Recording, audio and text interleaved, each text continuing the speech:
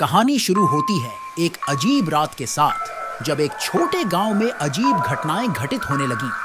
चांदनी रात की चांदनी गांव को एक अजीब माहौल में लपेट लिया था। आशा, गांव की सबसे आलसी और जिज्ञासु लड़की, ने रात के इस समय में अपने घर से बाहर निकलने का निर्णय किया। रात की सुनसानी में वह अजीब आवाजों की ओर बढ़ती है जो गांव की छुपी हुई राजों को छूने की कोशिश कर रही थी। बारिश की बूंदें गांव की गलियों में घूमती जा रही थी, जो इस अजीब और रहस्यमयी माहौल को और भी कुशल बना रही थी। जब आशा ने एक पुराने मंदिर के पास पहुंचा, वह एक छिपे हुए व्यक्ति को देखती है जो अंधेरे में छिपा हुआ था। तुम कौन हो? आशा ने जिज्ञासा भरे स्वर में पूछा।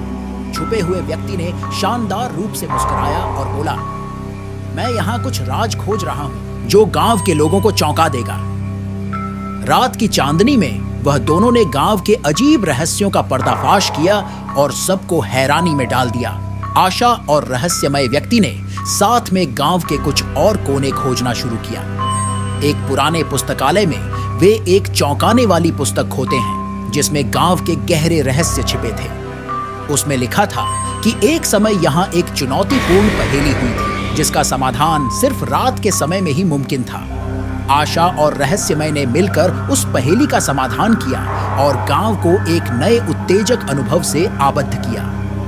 वे खुद एक दूसरे के साथ बने हुए रहस्यों को हल करने में सफल हुए और गांव को नई ऊर्जा का एहसास हुआ। इस रहस्यमय कहानी ने गांव की जीवन शैली में नए रंग भरे और सबको मिलकर एक दूसरे के साथ मिलजुल कर रहस्यों का समाधान करने का महत्व बताया।